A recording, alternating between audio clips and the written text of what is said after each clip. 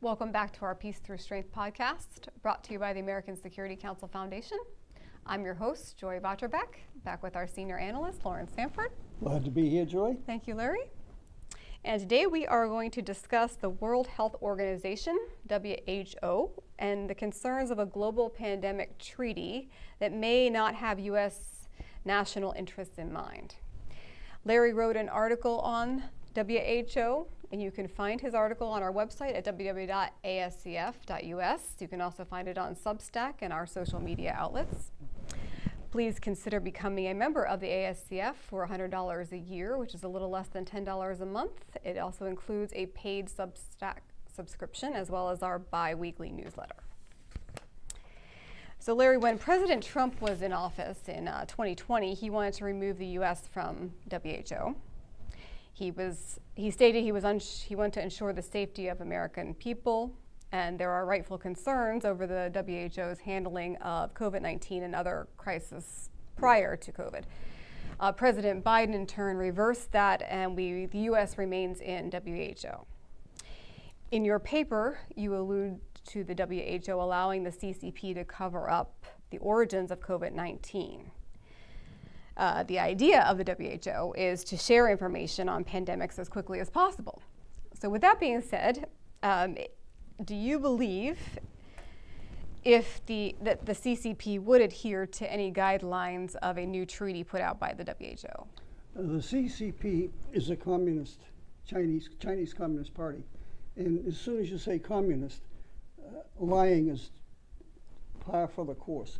So that the Chinese would definitely, the CCP would definitely adhere to the treaty as long as it was in their interest. But the minute it went against their interest, the treaty is out the window.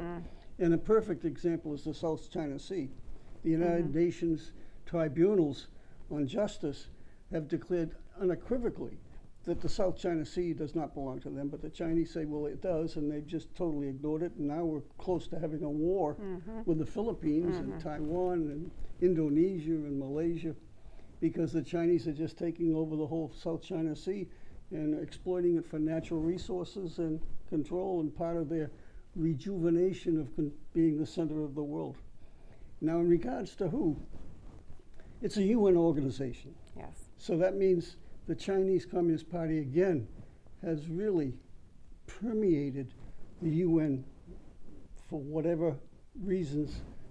Why they have been able to do it against us is another subject for another day. But the president of WHO is a guy named Teddy Andahan Ghebreyesus. I can't pronounce his name, yes. But anyways, he's an Ethiopian who served in the Marxist government of Ethiopia, was involved in receiving significant aid, millions of dollars of aid in Ethiopia from the Chinese communists.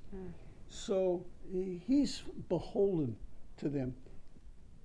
In addition, his election as president was due to Chinese influence, so he's beholden to them.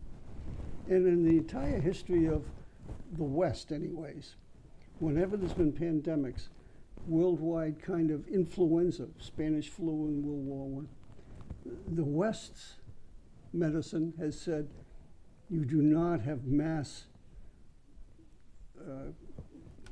not embargoes, but what the shutdowns of society.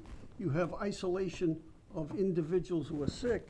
You keep them away from the general population, but you don't shut down the whole general population. And you don't bother with masks because they don't matter, and you just live with it. And China has a history of wearing masks and total lockdowns. And the West, until 2020, always said, future pandemics, we're going to follow our medicine and basically isolate those who are sick, but we're not going to have a lockdown of society. It causes more harm than good. And of course, the Chinese said, no, we want lockdowns. And so, as we know, the COVID-19, or the Wuhan virus, started in Wuhan, and the Chinese hid it from society in general and the world in general, and it spread all over the world. Chinese went with lockdowns, and our medical society with Dr. Fauci said we should follow the Chinese model. This is in direct contradiction of everything the West has always said about pandemics. And of course, we found out since then that the Wuhan lab in Wuhan was funded to some extent by American taxpayer money approved by Dr. Fauci. And so the whole scenario, and then Wu defended the Chinese actions. And they said, oh, there's no proof that the virus came from the lab. There's no proof this, there's no proof that. So Wu has followed the Chinese line from the get-go. And that's the reason why Trump said we're getting out of WHO, because all they are is a propaganda arm of the Chinese Communist Party. And so this pandemic treaty that they were working on, which just recently was failed. It's sort of in the back burner now, so they're not talking about it anymore. But basically, it was going to be the United States and the West subsidizing billions of dollars on treaties that if something happens, who could determine the actions, and they could take over Western medical supplies, Western knowledge and patents and everything else, and fund it all over the world at their discretion. In other words, take away American sovereignty and Western sovereignty for the Chinese. You know, you walked into my second question exactly, is do you believe the treaty would be a concern for U.S. sovereignty? Absolutely, yeah. And the U.S. is outnumbered in the UN. Western democracies, when you count up the Muslim countries, the Islamic countries, like 60 or 70 of them, that's the largest bloc within the United Nations. Then you have the autocratic countries that hate American society and Western civilization. You got Russia, and you got China, and you got Venezuela, and Cuba, and so there's a bunch of other countries that all have, the common goal of all of them is to take down the West. And so whenever the UN makes a vote, notice how they go after Israel for everything, and they never go after atrocities in any other country. It's ironical. It's not ironical, it's pathetic. Well, no, actually, it is pathetic, and I want to get to that because exactly to what you're saying, that my third question is, do you think that the WHO is being politicized? Yes. And will it happen again? I read an article, it was in the Council on Foreign Relations, but they said back in 2021, during the global pandemic, Arab countries, along with other authoritarian regimes, went to the WHO to rebuke Israel over the Palestinian conflict. The U.S. opposed it, but various other European nations and other democracies did not. This was 2 years before this atrocious attacks on Israel by Hamas on October 7, 2023. And we now know that UN aid workers in Gaza through the UNRWA program were part of the terrorist attacks. Yes. And the U.S. money, again, is with who? The U.S. money in the UN for the relief agency, work agency, the RWA. And it's always follow the money. I guess we know that from domestic politics too. You follow the money. You follow the money in the UN. It all comes back to the U.S. and we're funding our own demise. I think membership in the UN is metza, but we contribute $15 billion a year to the UN, voluntarily, most of it. I say we get rid of all this voluntary stuff and just keep bare minimum membership fees. We've already lost the war, as far as I can see. And I don't think we'll ever win it back. So we should be forming alliances with like-minded countries and forgetting these countries that go against us.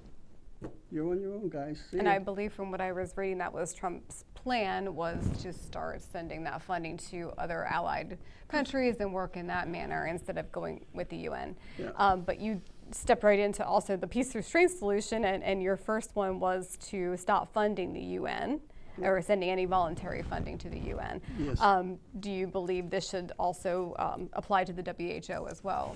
Yes, well, the WHO is a UN agency formed in 1948. It's headquartered in that primitive place called Geneva, Switzerland. So these kind of organizations should all be headquartered in the middle of Africa or the middle of Asia in the boondocks instead of being in one of the most beautiful, luxurious cities in the world in Geneva. And again, who's funding who? Mostly the Uncle US. Sam. It's, yes. So, and your other points on action plans here, I would say China should no longer be considered Oh, a yes. developing country that receives favorable treatment. I couldn't agree with you more on that. How can anyone call China a developing country? Second largest economy in the world. They just had materials come back from the moon. They just did a first on the moon landing on the far side. They're a major player. Mm-hmm. And the world is Absolutely. evolving just as George Orwell predicted in 1949-50 when he wrote the book 1984. 3 worlds, west, east, middle. And the west is getting together and the east is getting together. So we're facing a 1984 and the year 2024. Yes. And plus all the language, like double speak and Mm-hmm. peace is war and war is peace, and strength is weakness. Well, you also stated India, Germany, and Japan should be added as permanent Security Council members to reflect their world status. Can you expand on that a little? Well, right now, the UN was formed after World War II when America was at the peak of the power. Mm-hmm. And so the winners of the war, the United States, France, and the United Kingdom, they're 3 out of the 5 security members. And the other 2 are Russia, and they were the winner, and China. And China in those days was Taiwan, included Taiwan. And that was 1946. And things change.